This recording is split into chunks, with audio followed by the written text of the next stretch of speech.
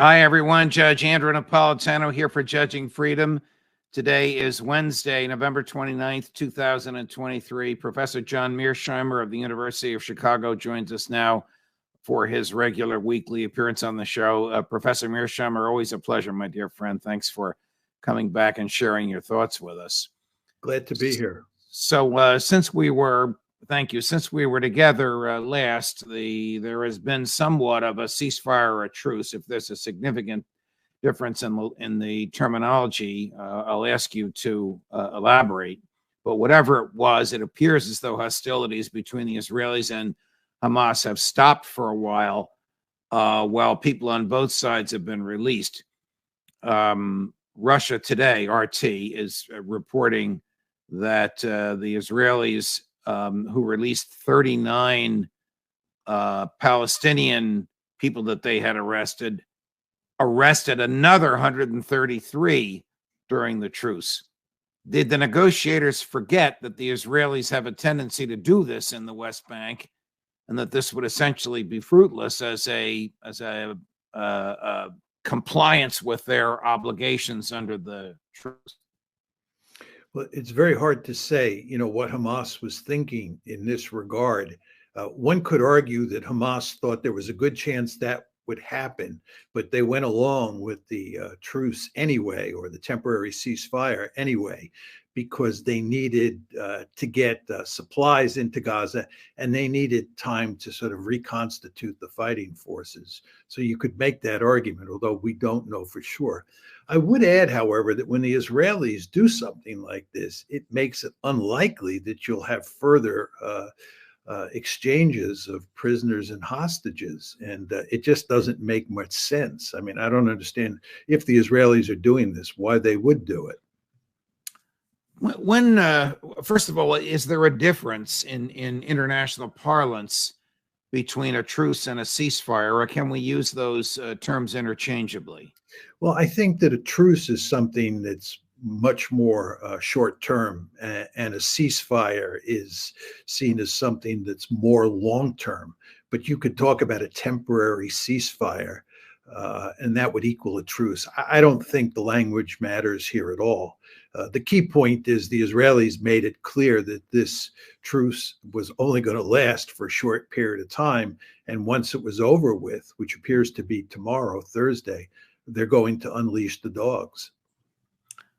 So do these truces have a tendency to take on a life of their own because of the sort of good feeling that they generate on both sides? The spokesperson for the foreign ministry of Qatar has been candid in saying that his bosses are working on something far longer, or that's their hope, far more serious and far more restraining than just 2 or 3 days to exchange a few dozen hostages. Well, I think in Qatar, in the United States, in Western Europe, in Egypt, in Jordan, all of these countries are deeply interested in making this truce become a real ceasefire. I think all these countries would like to shut this one down. I would imagine that Hamas feels the same way. The problem is that the Israelis don't feel that way. The Israelis are fully aware that they have not come close to completing the job. In other words, defeating Hamas and making Gaza terror-free in their rhetoric. And excuse me, they feel that they have to go back on the offensive to, in effect, win this war. So I think the Israelis have no interest in seeing this truce become a genuine ceasefire that lasts for a long time. So what have the sides been doing in the past 72 hours? Regrouping, getting advantageous positions, restocking ammunition, and getting ready to fight again? Well, I think in the case of the Palestinians, and not just Hamas, they've been getting supplies into Gaza that have helped the average Palestinian survive. I mean, they were in really desperate straits. They're probably still in desperate straits, but in less desperate straits today than they were at the start of the ceasefire. So I think a lot of that was taking place. One does wonder how much of that aid especially the gas that came into Gaza, was cleaved off by Hamas and helped them improve their situation. I would imagine that both Hamas and Israel took this truce as an opportunity to sort of rationalize their defenses and to prepare for the next stage. And my guess would be that Hamas benefited more than Israel did from this truce. Let's go back to what happened on October 7th. You and I have read some investigative pieces, one in the Telegram and one in the Financial Times. The one in the Financial Times reports that about a half dozen female tank operators in the IDF saw suspicious drone activity on the Gaza side of the Israeli-Gaza border on October 6th and reported it, and their superiors discounted what they said. But the Telegram piece reports a substantial amount of activity and practice and arming that had been going on for almost a year, actual practicing of assaulting buildings and practicing of taking hostages. If the Telegram piece is accurate, and if the Financial Times piece is accurate, what does that tell you about Prime Minister Netanyahu's government with respect to intelligence, military, and security? Well, the piece I saw was not in the Telegram. It's probably the same piece you saw, but it was in BBC. And it talked about the preparations that Hamas made for launching the offensive on October 7th. And the piece is truly amazing because Hamas prepared over the course of 3 years for the October 7th offensive. They did it out in the open. They filmed their training exercises, which were very realistic. They posted those training exercises on the internet. And you just sort of say to yourself, how did the Israelis miss this so badly? And then, of course, there is the Financial Times piece, which you mentioned, about all of these women who were basically spotters or who were the eyes of the IDF up close to the Gaza-Israel border, who could observe what was going on inside Gaza. And given what I read in the BBC piece, it's hardly surprising that these young women saw all sorts of preparations for an offensive coming from Gaza in the immediate future. And they, of course, these young women reported that to higher headquarters. And it was dismissed by higher headquarters. They wouldn't listen to these spotters or the eyes of the IDF who were seeing what Hamas was making perfectly obvious. So you really sort of scratch your head and say, how did the Israelis miss this one so badly now that we see these stories coming out? Well, that's the $64,000 question. How did they miss it this badly? I mean, add to that the likelihood that Mossad has assets on the ground, not necessarily Israelis on the ground, but double agents, either people in Hamas or residents of Gaza who are on the payroll or have some allegiance to Israel. There are, of course, Gazans who, prior to October 7th, worked in Israel and were paid for their work in Israel. They don't anymore. But my point is, how do they miss this? What did Bibi know? When did he know it? Will we ever know the answers to these questions, Professor Mearsheimer? Well, just to embellish your point, the piece on the BBC website makes clear that Hamas was one of 11 groups inside of Gaza that participated in this event on October 7th. It's very important to understand that there were 11 separate groups. Yes, that is in the piece. Who are the other 10? Not by name, but by characteristic. Well, they were very similar to Hamas. They had just, either split off from Hamas or had been created in addition to Hamas. The most famous of the other 10 is Islamic Jihad, which is the second largest group. Hamas is clearly the biggest group. And it's clear from the article that Hamas was basically in charge of training all 11 groups for the attack on October 7th. But to get to your question, I think that when the war comes to a halt, when the shooting stops, the Israelis will set up a commission to examine what happened. And then we'll get a really detailed discussion or description of how the Israelis got caught with their pants down. After reading the BBC piece and the Financial Times piece talking about these young women and what they were seeing and reporting to higher headquarters, it really is kind of amazing that the Israelis were so completely surprised. I mean, is this just an act of misogynistic prejudice? What could these 20-year-old girls know? Or is it just an incompetent, an incredible lack of professionalism that what they saw with their own eyes was not taken seriously by their superiors?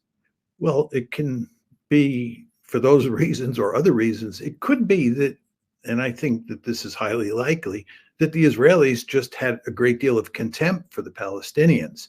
They thought the Palestinians were surely capable of some sort of military attack into Israel and out of the Gaza Strip.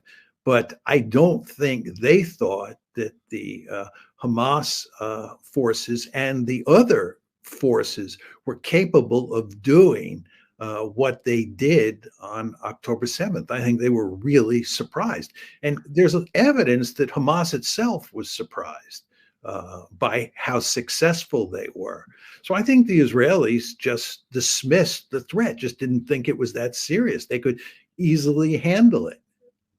Let's say that the truce ends tomorrow. What will the IDF do? Will it get back into the business of attempting to eliminate all life as it is known in Gaza? Well, I think the Israelis are almost certainly, I mean, I hope I'm wrong here, but they're almost certainly going to start the bombing campaign again. And my sense is that the Americans have been putting enormous pressure on them behind closed doors to limit the scope of the offensive. What that means is very hard to say. You want to remember there are a huge number of people packed in southern Gaza because the Israelis ran lots of Gazans out of northern Gaza into southern Gaza. So they're going to have their hands full, the Israelis, coming up with a bombing campaign that is one that spares large numbers of civilians. The problem that the Israelis have is that they really don't want to go after Hamas, because to go after Hamas, you have to use ground forces and you have to engage in face-to-face fighting. You have to go into the tunnels. You have to go into buildings. And the Israelis are remarkably sensitive to casualties. You want to remember, the Israelis and Hamas have had 3 previous engagements that were quite significant in scope. One was in 2008, 2009. The second was in 2014. And the third was in 2021. In none of those instances did the IDF go into Gaza or into urban areas in any meaningful way. And the reason is the Israelis fully understand that they would pay an enormous price, and it would take one heck of a long time to finish off Hamas, if they could even do that, right? So here you have a situation where they have 2 choices. They can bomb, or they can send their ground forces into tunnels and into buildings and root out Hamas. Unsurprisingly, they have done very little of the latter, and they have done a lot of bombing. And so I think that what they'll do is they'll bomb. And this is going to cause huge problems for them, because I don't think Joe Biden and a lot of Democrats are going to tolerate that for long. How could they morally assault southern Gaza after they forced people and encouraged them by all their leaflets to leave northern Gaza and go down there? It's almost like shooting fish in a barrel if they do that. Or is my question absurd because there is no morality here? There are no moral standards. Well, I wouldn't say your question is absurd, but I think that you gave the answer. You can't make a moral case for this.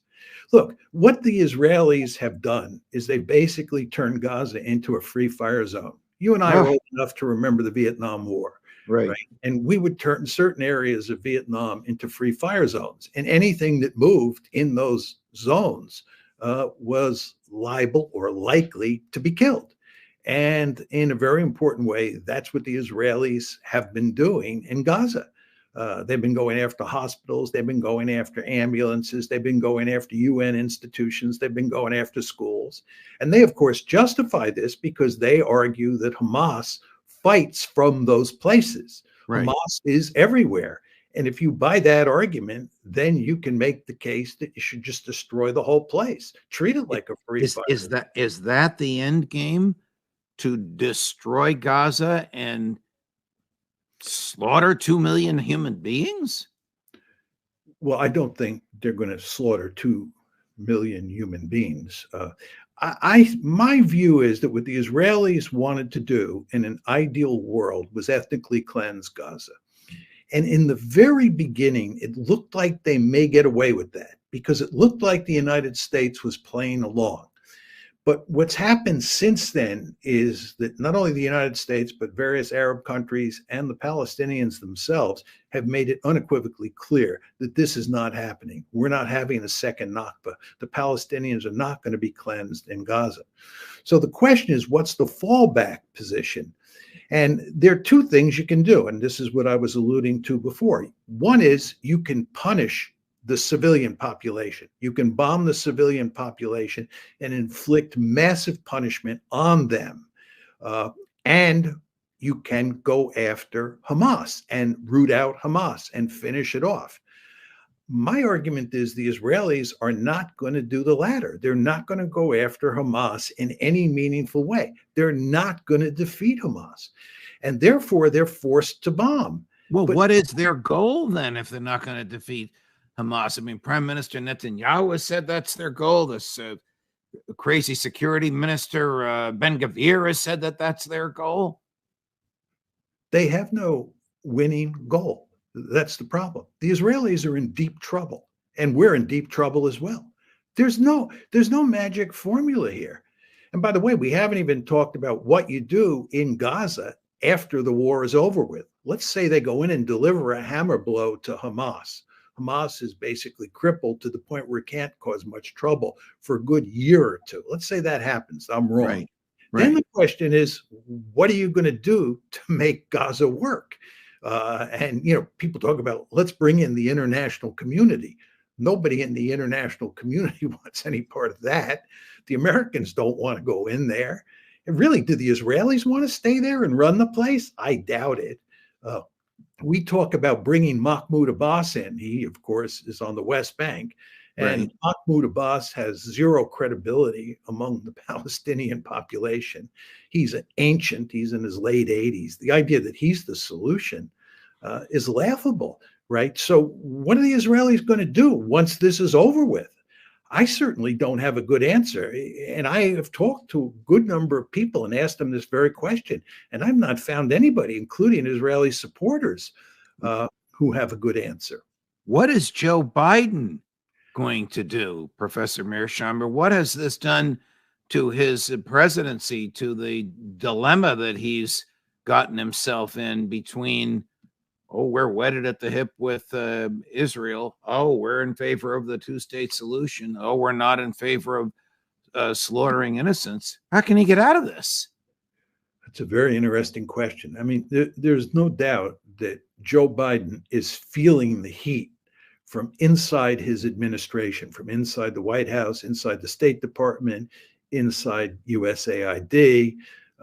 People in his administration are profoundly upset about the killing of Palestinian civilians, and they're putting pressure on him to do something about it.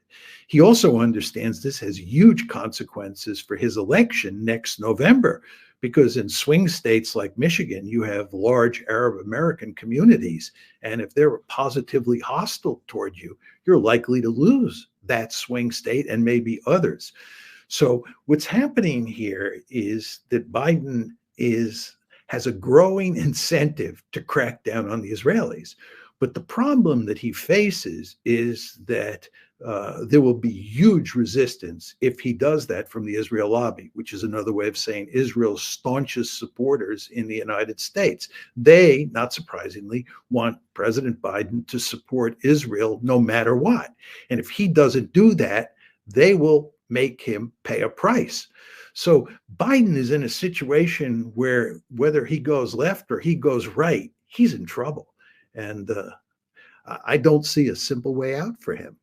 How does Prime Minister Netanyahu come out of this? How could he possibly come out of this as a winner when he's going to be the subject of the most intense interrogation that the Israeli government has ever conducted? What did he know and when did he know it? Well, first of all, he's largely responsible for what happened on October 7th. You know, Harry Truman's very famous statement that the buck stops here. Well, Right. Prime Minister of Israel, the buck stops at your desk. He has yet to acknowledge that. He has yet to take responsibility for that. Of course, and he won't. But the fact is, lots of people in his society, right, believe that he is responsible. He was in charge. That's right. One.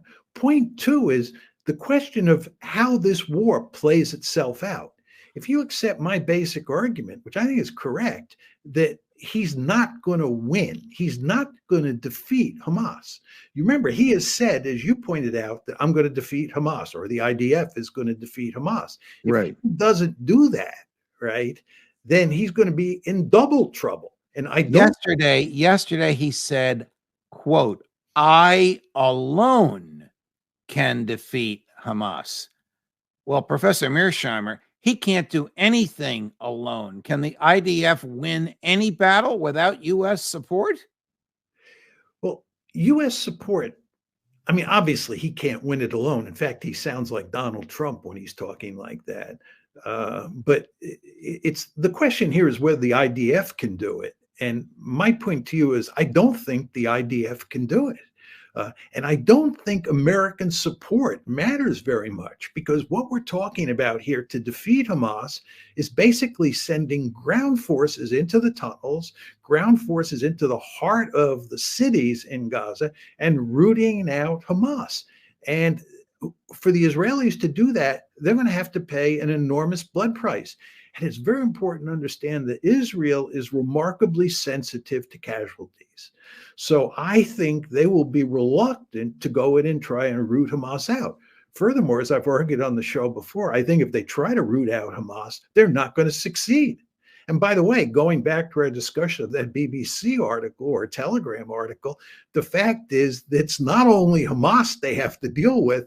According to that article, there are other groups, including Islamic Jihad, that they have to deal with. Are American and British special forces on the ground in Gaza now?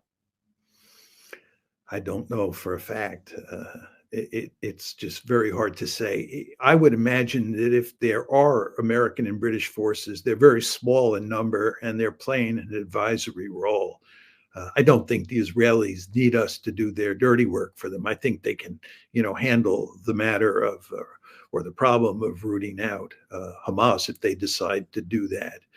I think the Israelis need us for the bombing campaign. And we've supplied them with those 2,000 and 1,000 pound bombs, and we're providing up to now diplomatic cover for them as well. But in terms of the ground campaign, I don't think it really matters very much in terms of whether we have special forces in there or not. What will it take for Joe Biden to call up Prime Minister Netanyahu and say enough is enough? We can't back you anymore. You're killing too many innocents. Well, first of all, it depends exactly what the Israelis do starting tomorrow when they relaunch the campaign. If it's a rather selective air assault, they're not killing nearly as many civilians as they killed previously in northern Gaza. The pressure on Biden might not be too great.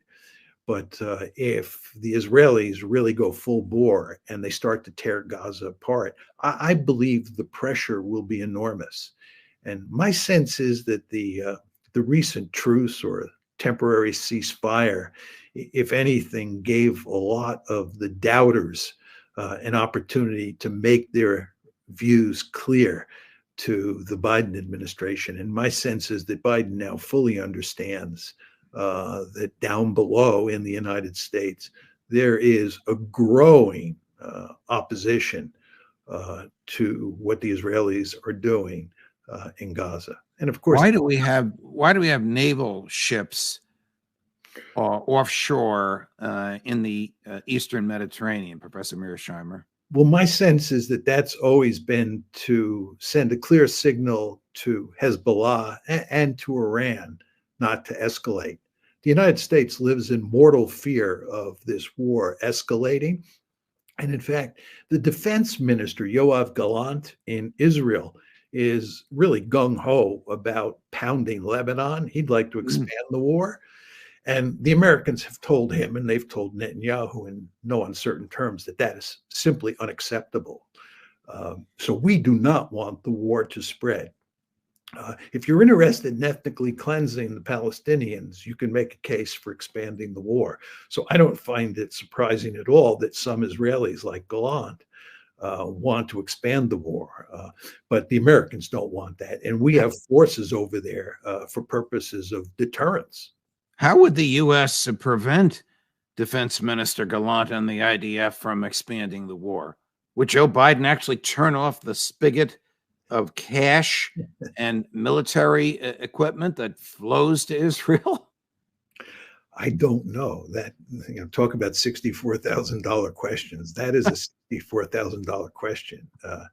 The question you have to ask yourself is whether you believe there are any limits to what Israel can do that will cause us to play hardball with them. I've written on the Israel lobby, and I think when it comes to Israeli-Palestinian issues, it's hard to imagine anything that Israel does causing us to really come down on them like a ton of bricks. But one has to understand that somewhere out there, there is a threshold. And if the Israelis do something that really damages the American national interest in a visible way, or really hurts President Biden's reelection chances, he may very well crack down on Israel. But you want to understand that that will have political costs. I mean, the problem that Biden faces is that there are political costs if he continues to support Israel's bombing campaign, huge political costs, it looks like. Right. And it also looks like there are huge political costs if he cracks down on Israel, because the lobby will go after him. I just wonder if the loss of enthusiasm on the West for support for Ukraine has been caused in some significant measure by this Israeli-Gaza conflagration. Well, you want to remember that before October 7th, support for Ukraine was waning in a serious way. And I think it's quite clear that what's happening in the Middle East has caused us to have even less interest in prolonging the Ukraine war. I mean, if you think about where the United States is at this point in time, we're facing a never-ending war in Ukraine, and we're facing a never-ending war in Gaza. And this is not good from the point of view of the American national interest.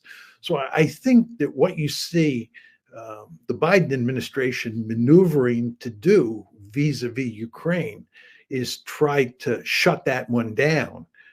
I mean, there's all sorts of evidence that we have made it clear to Ukraine that they're not going to get a lot more weaponry, and that they better start thinking about negotiating some sort of settlement, a real ceasefire, to go back to our discussion of that lexicon before.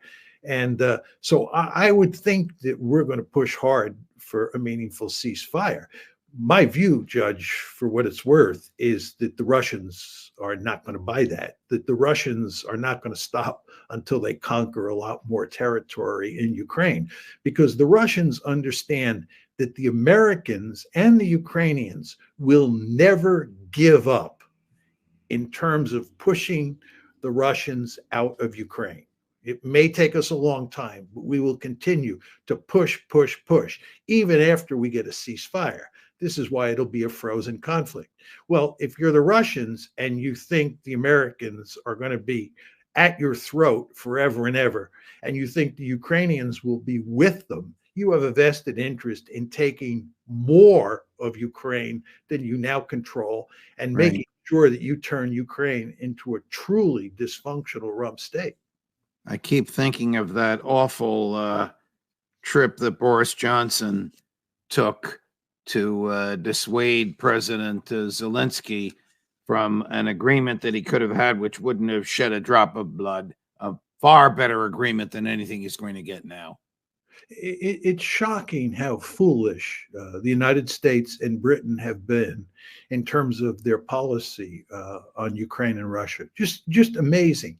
I mean, if you go back to December 17th, 2021, this is about 3 months, actually 2 months before the war starts, February 24th, 2022.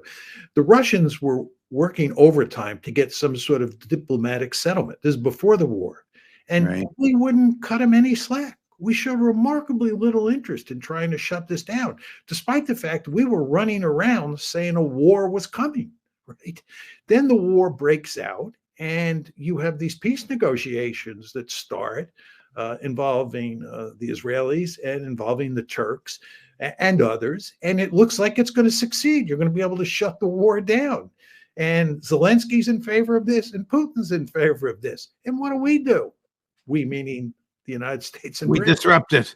We disrupt it. This is like crazy. And then later that year, General Milley, this is after the Ukrainians have won 2 major tactical victories, one in Kharkiv and the other in Kherson, right? General Milley, who smartly recognizes that this is the high watermark, says, let's cut a deal. Let's see if we can end this war now.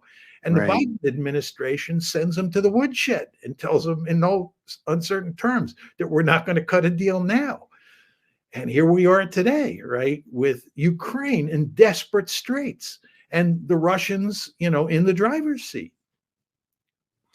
Professor Mearsheimer, always a pleasure, my dear friend. Thank you for your astute analysis on both of these hotbed issues and locations. I hope you can come back again next week, because there will be more events for us to talk about. I'm sad to say that's true. Thank you, Jeff. Thank you, Professor. Thanks for joining us. At 5 o'clock Eastern today, the inimitable Max Blumenthal here on Judging Freedom. Judge Napolitano for Judging Freedom.